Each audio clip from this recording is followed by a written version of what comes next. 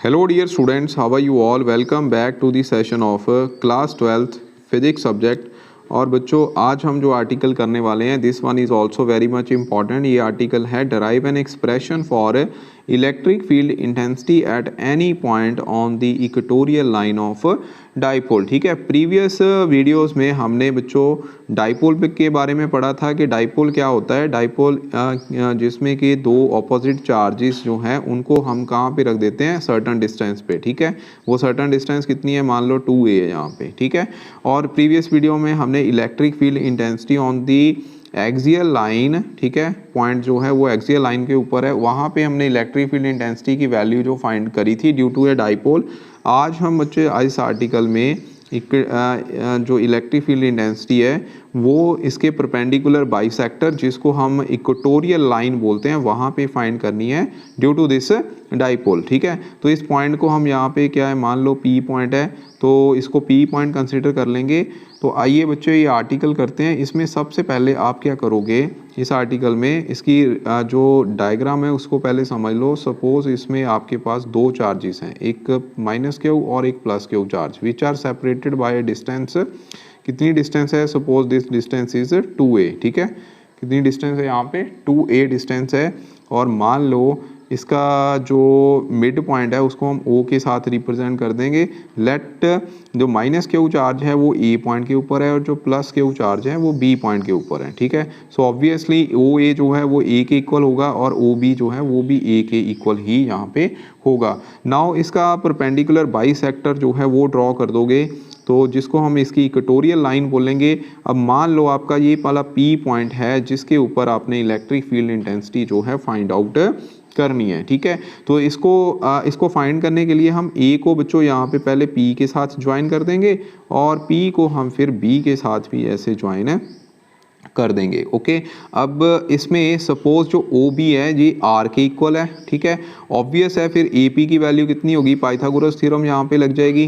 तो R² plus A² raise to power 1/2। Similarly PB जो है वो भी किसके इक्वल आएगा, R² plus A² by 1 raise to power 1/2। ठीक है, पाइथागोरस थ्योरम लग रही है बिकॉज ये A है OB और ये OP जो है वो R के इक्वल है। ओके, तो ऑब्वियस है PB जो होगा वो हाइपो है, तो हाइपो होता है R² plus perpendicular square plus base square का स्क्वायर रूट। ठीक है, अब बच्चों सपोज यहाँ पे जो चार्ज जो है सिर्फ A पॉइंट के ऊपर पड़ा है जो कि नेगेटिव चार्ज है। ठीक है, ये वाला चार्ज यहाँ पे नहीं है, तो इसकी वजह से जो इलेक्ट्रिक फील्ड होगा वो इनवर्ट होगा बिकॉज ये नेगेटिव चार्ज है। नेगेटिव चार्ज का फील्ड जो है किसी पॉइंट के ऊपर वो टुवर्ड्स दी चार्ज होता है, तो इसको हम EA के साथ रिप्रेजेंट यहाँ पे करेंगे। सिमिलरली जो प्लस क्यू चार्ज है सपोज B पॉइंट के ऊपर पड़ा, अब A पॉइंट के ऊपर चार्ज नहीं है, तो इसकी वजह से जो इलेक्ट्रिक फील्ड होगा इसी पॉइंट के ऊपर वो बच्चों आउटवर्ड होगा जिसको हम EB के साथ रिप्रेजेंट करेंगे। अब दो चार्जेस, दो इलेक्ट्रिक फील्ड की डायरेक्शन जो है वो अलग अलग हो गई है। ठीक है, तो इनका जो कॉमन इफेक्ट होगा वो आपको पता है, वो हम यहाँ पे parallelogram law of vector addition लगा के फिर ही निकालेंगे। तो parallelogram law of vector addition में आपको पता है इसमें जो डायगोनल होता है that give the direction of the net electric field. ठीक है, अब इसको फाइंड आउट करने के लिए सपोज यहाँ पे ये वाला जो एंगल है ये थीटा है, ये पैरेलल लाइन है इसके ड्रॉ कर रही है। ठीक है, जो ट्रांसवर्सल लाइन है तो मतलब ये भी एंगल अल्टरनेट एंगल के कारण ये थीटा हो जाएगा। Similarly this will B also theta. ठीक है, अब आपने इसको क्या है कंपोनेंट में डिवाइड कर देना है। ठीक है, किस में डिवाइड करना है, कंपोनेंट में, तो वो बाद में कर।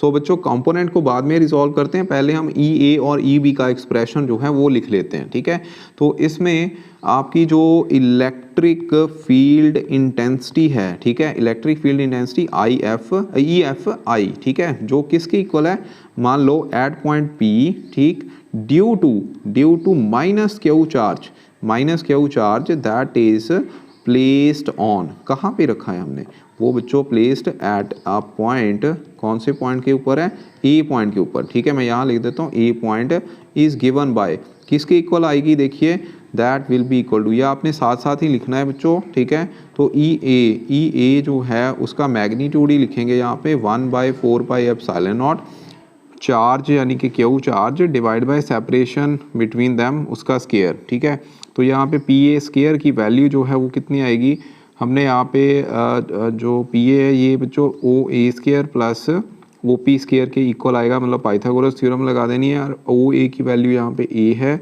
और O P that is equal to, O P कितना था आर स्केयर, ठीक है, ओ पी इज आर, उसका स्केयर आर स्केयर बन गया। इट मीन्स पी ए की वैल्यू कितनी आ गई हमारे पास, r square plus A square raise to power 1/2, that means electric field है। इसकी वैल्यू हमने यहाँ पे पी ए की पुट कर देनी है। अब स्केयर है, स्केयर के साथ स्केयर रूट जो है वो कैंसिल हो जाएगा। It means it will be equal to R square plus A square, ठीक है। तो इसको हमने फर्स्ट इक्वेशन यहाँ पे मान लेना है।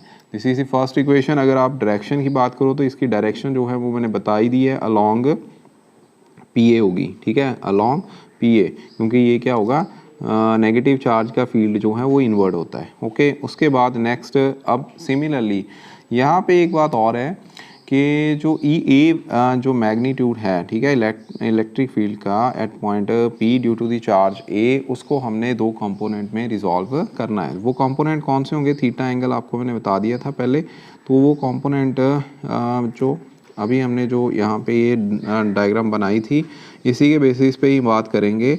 तो ई ए को आप दो कंपोनेंट में डिसॉल्व कर सकते हो। एक वर्टिकल कंपोनेंट होगा जो कि इस डायरेक्शन में आ जाएगा पैरेलल, ठीक है, और एक होगा हॉरिजॉन्टल कंपोनेंट, ठीक है। हॉरिजॉन्टल कंपोनेंट में हमेशा कॉस थीटा एंगल आता है, आपको पता है। वर्टिकल कंपोनेंट में हमेशा साइन थीटा एंगल आता है। तो ये वाला जो कंपोनेंट होगा जो एक्स मान लो इस डायरेक्शन में है, इसको हम क्या लिखेंगे, E A sine theta. Similarly this will be E A cos theta, ठीक है, किसके इक्वल आएगा, E A cos theta. Okay, तो यहाँ पे ये हमने मैग्नीट्यूड जो है इसको रिजॉल्व कर देना। ये आप देख सकते हो यहाँ पे ई ए कॉस थीटा, इसकी डायरेक्शन इधर होगी, और ई ए साइन थीटा, ये दोनों जो इसके 90 डिग्री पे कंपोनेंट्स हैं ऑफ दिस वेक्टर ई ए, ठीक है, उनकी वैल्यूज़ हैं। फाइन। उसके बाद सिमिलरली अब हमने इलेक्ट्रिक फील्ड इंटेंसिटी जो फाइंड आउट करनी है, electric field intensity on point P due to charge plus Q which is present at B point, ठीक है, जो कि B पॉइंट के ऊपर पड़ा है। तो इसके लिए इलेक्ट्रिक फील्ड इंटेंसिटी का फार्मूला क्या आएगा, उसको ई भी लिखेंगे, मैग्नीट्यूड में ये अगेन 1/4πε0 रहेगा ही, इंटू क्यू डिवाइड बाय, अब इसमें सेपरेशन जो है वो बी पी स्केयर आ जाएगी, ठीक है, this is B P square. अब बी पी की वैल्यू जो है वो अगेन बच्चों बी पी स्केयर आपको मैंने बता ही दिया था किसके इक्वल है, आर स्केयर प्लस ए स्केयर। सिमिलर वे से आप इसको फाइंड आउट कर सकते हो। तो B P is equal to R square plus A square raise to power 1/2 आ जाएगा। देयरफॉर ई बी जो है वो किसके इक्वल आ गया, 1/4πε0 into q by r square plus A square, ठीक है। इसमें डायरेक्शन जो है वो क्या रहेगी, अलोंग पी डी, ठीक है, आउटवर्ड, बाहर को इसकी डायरेक्शन रहेगी ई बी की। ओके, अब सिमिलरली अब हमने ई बी को जैसे ई ए को रिजॉल्व किया है, सिमिलरली बच्चों हमने ई बी को भी रिजॉल्व कर देना है, जो कि दो कंपोनेंट कौन से आएंगे, ये वर्टिकल कंपोनेंट हो गया जो कि इसके पैरेलल ये हो जाएगा, ठीक है। सिमिलरली हॉरिजॉन्टल कंपोनेंट ये होगा। हॉरिजॉन्टल कंपोनेंट में अब अगेन यहाँ पे E B cos theta angle आ जाना, और यहाँ आ जाएगा E B sine theta angle, ठीक है। अब ये कंपोनेंट भी रिजॉल्व हो गए। अब आप यहाँ से देख सकते हो क्लियर कट कि जो मैग्नीट्यूड ई ए का आया है, ठीक है, जो मैग्नीट्यूड हमारा ई ए का आया था, सिमिलर मैग्नीट्यूड, ठीक है, यहाँ पे ई ए ये वाला वैल्यू है, ठीक है, और ई बी की वैल्यू जो है वो भी सेम आ रही है, ठीक है। Here E A and E B are equal. अगर ई ए ई बी के इक्वल है दैट मीन्स जो ई ए साइन थीटा की वैल्यू है, ई बी साइन थीटा की वैल्यू वो सेम हो जाएगी, लेकिन वो अपोजिट डायरेक्शन में होगी, इसलिए ये फैक्टर इसके साथ कैंसिल हो जाएगा।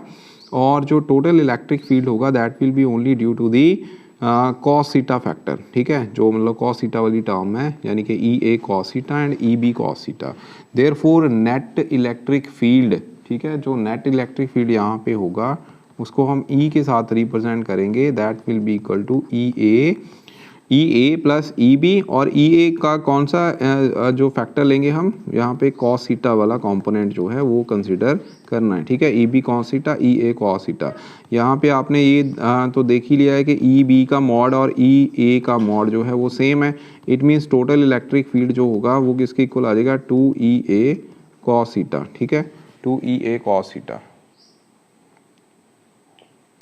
ओके। अब ई ए की वैल्यू यहाँ पे पुट कर दो और कॉस थीटा की वैल्यू भी हम पुट कर देंगे, तो ये 1/4 pi epsilon naught Q divide by यहाँ पे आ गया आर स्क्वायर प्लस ए स्क्वायर इंटू कॉस थीटा। ठीक है, मैं यहाँ कॉस थीटा लिख देता हूँ। अब कॉस थीटा की वैल्यू आपने कैसे निकालनी है, देखो कॉस थीटा होता है बेस अपॉन हाइपो। बेस यहाँ पे क्या है ए और हाइपो क्या बी, बेस हमने ओ ए लिया है तो ऑब्वियसली फिर हमारा जो हाइपो होगा वो पी ए के इक्वल होगा। ठीक है, तो इसलिए कॉस थीटा की वैल्यू हमारी अगेन क्या आएगी, P A upon sorry O A upon P A. ठीक है, ओ ए की वैल्यू कितनी आ गई, वो ए के इक्वल आ गई और पी ए जो है वो किसके इक्वल आ गया, R square plus A square raise to power 1/2।